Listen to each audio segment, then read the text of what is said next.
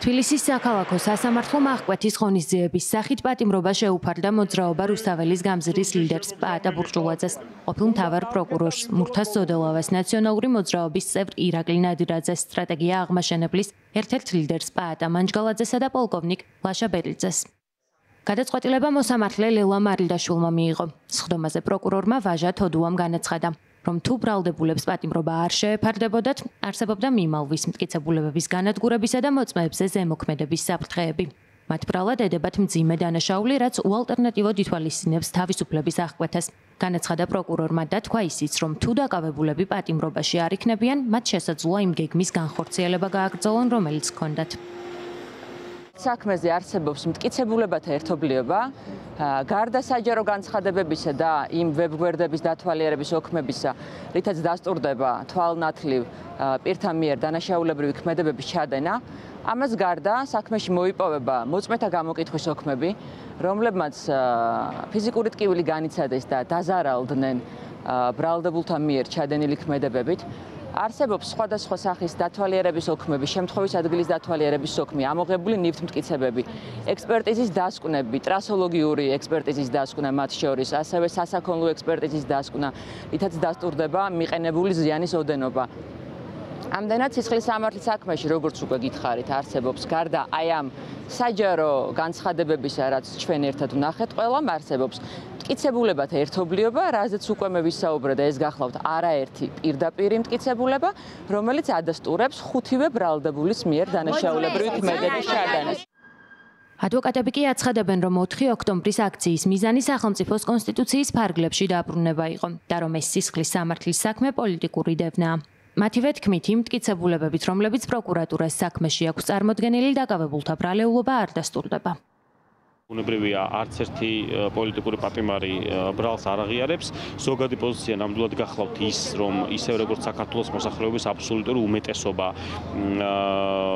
არის საქართველოს ევროპული კურსის და საქართველოს ისტორიული არჩევანის მომხრე და მხარდამჭერი და შესაბამისად საქართველოს მიტაცებული ხელისუფლების წარმომადგენელთა მოწინააღმდეგე ამ მიზნებისთვის ბრძოლას იმისთვის რომ უზურპატორები ხელისუფლებას ჩამოცილდნენ და საქართველოს დაუბრუნდეს განვითარების ისტორიულ და ლოგიკურ გზას აუცილებლად გაგრძელდება მიუხედავად იმისა თუ რამდენი პოლიტპატიმარი იქნება ციხეში მოთავსებული. ყველა ვნახეთ კადრები ერთად იდგნენ, კი ერთად იდგნენ მეც იქვიდექი ეს არავითარი ჯგუფრობის დამადასტურებელი მტკიცებულება არ არის ბუნებრივია და შესაბამისად ვერ გამოდგება იმის დასაბუთებად რომ რაიმე ორგანიზაციის წევრი იყვნენ ეს ადამიანები. რაც შეეხება ორგანიზების ნაწილს ზოგადად ქართული ოცნების სასამართლოს ჯგუფურ დანაშაულთან და ორგანიზებულ დანაშაულთან დაკავშირებით ცოტა უცნაური მიდგომა აქვს. ჩვენ გვახსოვს არაერთი საქმე, სადაც შავდებულები არიან სინდესის პატიმრები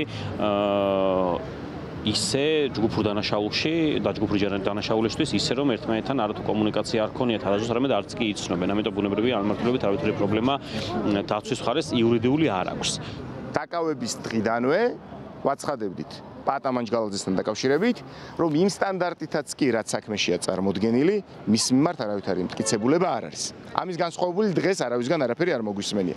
რაც შეეხება მურთას ზოდელავასთან დაკავშირებით, ჩვენ დაკავების დღიდანვე თავიდანვე ვაცხადებდით შემდეგს. ვაცხადებდით შემდეგს.